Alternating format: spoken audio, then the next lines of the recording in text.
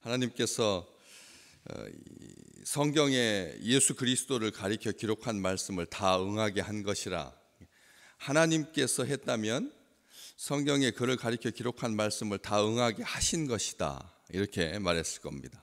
그렇기 때문에 하나님께서라고 이렇게 못 받거나 한정하셔서는 안 되는 말씀이죠. 바로 위쪽 부분 28절, 27절 이렇게 쭉 보시면 이 사람들이, 특별하게 예수를 알지 못하는 사람들이, 또 안식일마다 외우는 바 선지자들의 말을 알지 못함으로 예수를 정죄하고 선지자의 말을 응하게 했다.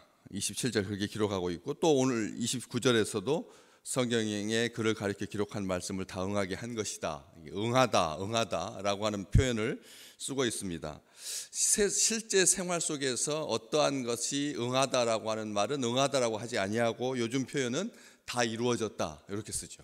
다 이루어졌다. 그래서 응하다라고 하는 말과 이루어졌다라고 하는 말은 같은 개념입니다. 그런데 28절 죽일 죄를 하나도 찾지 못하였으나, 사람들이 예수 그리스도를 죽일 죄를 하나도 찾지 못하였으나가 아니라, 사람들은 예수 그리스도를 죽일 죄를 충분하게 많이 가지고 만들어서 조작해서 가지고 있었지만, 빌라도가 그에게서 나는 죄를 찾지 못했다 3번이나 반복해서 말하고, 그래서 총독에 의해서 검증된, 이 사람은 죽여서는 안 될 사람이다, 이 사람에게서는 죽일 아무런 이유도 없다, 이렇게 최종적으로 그렇게 판단을 했는데도 불구하고 사람들이, 특별히 이스라엘의 백성들이, 유대인의 종교 지도자들이 예수 그리스도를 빌라도에게 죽여달라고 했다. 이것이 성경에 그를 가리켜서 기록한 말씀을 다 응하게 한 것이다. 이러한 것들이 성경에 다 기록되어 있다. 심지어 빌라도에게 죽여달라고 한 것까지도 성경에 기록되어 있다. 이것을 지금 말하고 있는 것입니다. 유대인들은 이 예수 그리스도에 대해서 성경에 그를 기록한 말씀을 다 응하게 된 거다, 응하게 한 것이다, 이렇게 이해하지 않았습니다. 예수 그리스도가 죽었을 때, 죽이면서 사람들은 뭐라고 생각했느냐면 율법을 어기고 하나님께 저주받아서 죽은 거라 그랬죠.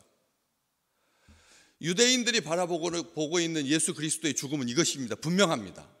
지금도 소수의 예수 믿는 사람들 외에는 예수 그리스도의 죽음에 대해서 이 정도를 벗어나지 않습니다. 그거에서 약간 착하게, 약간 나쁘게, 이게 아니라 이스라엘 백성들이 예수에 대해서 가지고 있는 생각은, 그의 죽음에 대해서 가지고 있는 생각은 율법을 어겨서 하나님께 저주받아 죽은 거다, 이것입니다. 개혁이라고 하는 이름으로 우리의 전통을, 우리의 관습을 흔들어대면 이런 짝 난다, 이런 꼴 난다, 절대 다음 세대여 조상들의 그 전통의 유전의 율법에 반항하거나 댓글 달지 마라, 그런 생각인 것이죠. 신성 모독자의 비참한 최후를 보여주는 거다. 예수 그리스도의 죽음이, 예수의 죽음이 머리를 흔들면서 저주했던 그 조상들, 뭐라고 말했습니까? 너의 피는 우리의 후손들에게 돌려라 해서 이 지구촌에서 가는 곳곳마다 디아스포라로 흩어져 있던 유대인들은 심각한 고난에 처하게 됩니다. 이루 말할 수 없는 인류의 역사, 이 현대 2000년 전부터 시작해서 이스라엘 역사는 피로 범벅이 된, 지금도 여전하고요. 지금 시위가 거의 한 달째 가고 있습니다. 한 달째 진행되고 있습니다. 사법 개혁, 모든 나라들이 다 그런 것 같아요. 어떤 한쪽에 힘이 쏠리는 것에 대해서 굉장히 불쾌감을 느끼는 거죠. 입법, 사법, 행정이 3권이 잘 분리되어서 민주주의가 점점 성숙해 가는 게 아니라, 온 지구촌에 지금 힘 있는 지도자가 나오면 민주주의가 위협을 받습니다. 공산주의, 사회주의가 여지껏 존재하느냐, 이런 문제를 떠나서 이러한 것들로 인해서 나라들마다 고통스러워하고 있는 거죠. 우리가 민주주의는 저절로 지켜지는 거다, 저절로 발전하는 것이다, 그렇지 않다는 것을 보여주는 것이 민주주의의 역사였습니다. 민주주의는 심지어는 이렇게 말합니다. 피를 먹고 자란다. 온통 피투성입니다. 거기에서 처절하게 지켜나가야 하는 것이 민주주의지, 민주주의는 저절로 아주 최상급 인간의 시스템, 인간의 정신세계에서, 인간의 조직세계에서 가장 발전한 제도이기 때문에 거기에 도달하면 절대 후퇴하는 법은 없다, 아니다를 보여주는 거지.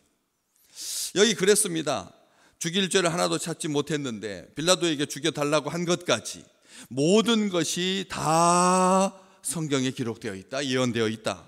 특별하게 이 예수 그리스도께서 화목 제물이 되셔서 저주를 받아 나무에 달려 죽으심으로 말미암아 우리가 하나님 앞에 의롭다라고 인정받게 하시려고 그렇게 하나님께서 하신 거다. 하나님의 계획이고 하나님께서 이루신 거다.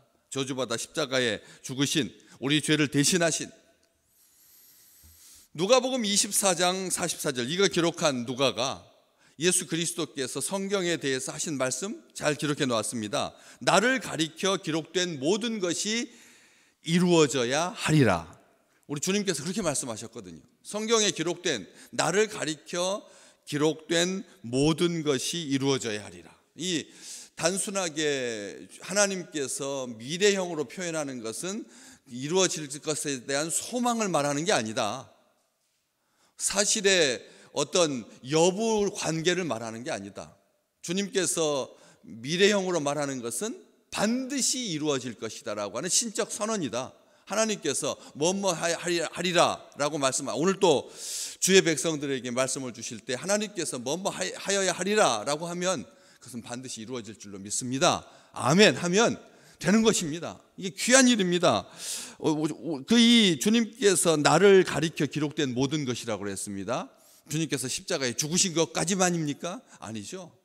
부활하시고 승천하시고 하늘에 오르셔서, 그리고 하나님의 보좌 우편에서 우리를 위하여서 중보하시고 우리를 사랑하시고 여전히 우리를 기뻐하시고 우리를 위하시고 우리와 함께 동행하시고, 그리고 세상 끝날까지 함께 하시다가, 그리고 마지막 날 구원의 최종 완성된 그때에 다시 우리 주님께서 우리에게 다시 오시고 구원이 완성되는, 하나님의 나라의 유업을 온전하게 상속받아서 누리게 되는, 정말 하나님이 태초부터 계획하신 믿음의 백성들을 향한 그 축복이 다 이루어져야 하리라. 아멘. 우리 주님께서 그렇게 말씀하셨습니다. 다 이루어져야 하리라. 우리 주님께서 나를 가리켜 기록된 모든 것이라고 하는 말은 우리 주님만 누리시는 하나님적인 그런 온전하심, 근본 하나님의 본체시지만 우리를 위하여서 십자가의 그 죽음을 부끄러워하지 아니하시고 개의치 아니하셨다. 자기 자신과 관련된 게 아니죠. 철저하게 우리와 관련된 일입니다. 나하고 관련된 일이지, 이게 예수 그리스도에 대한 예언을 말하는 게 아닙니다.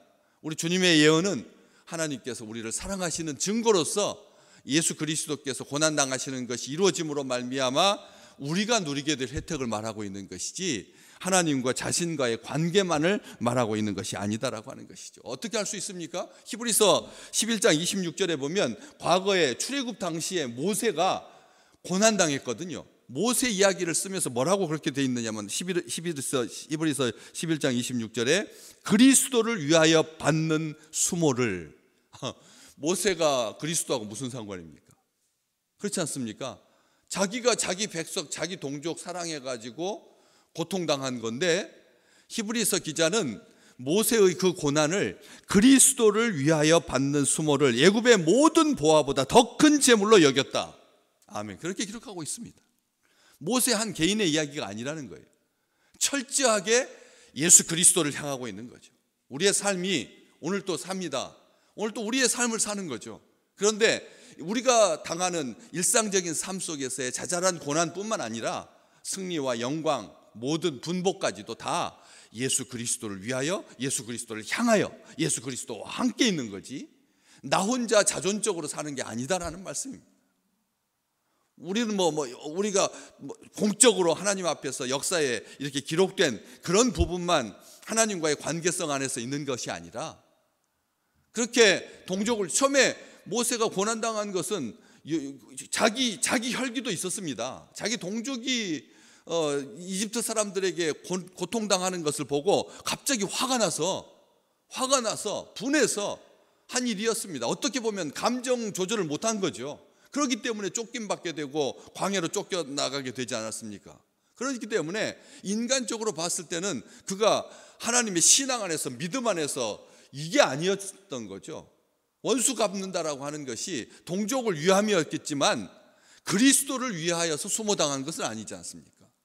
하나님의 영광을 위해서 소모당한 게 아닙니다. 그런데도 불구하고 성경은 그렇게 기록하고 있다는 것이죠. 우리 시편 40편 다윗의 시죠. 시편 40편 7절에도 나를 가리켜 기록한 것이 두루마리 책에 있나이다. 우리는 그렇게 고백하면서 살아셔야 합니다. 성경 읽을 때 이것은 옛날에 선현들이, 이스라엘 백성들이, 아브라함의 씨들이 유전적으로, 객관적으로, 합리적으로, 이성적으로 이스라엘 백성들이, 하나님께서 뽑으신 히브리 사람들이, 유대인들이 그들의 말이 아니라는 거예요.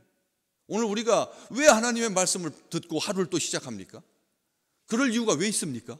그냥 기도하죠. 그냥 하나님 앞에 나를 사랑하시는 주님, 나에게 오늘 힘도 주시고 좌로나 우로나 치우치지 않게 하시고 넘어지지 않게 도와주십시오 하고 시작해도 되잖아요.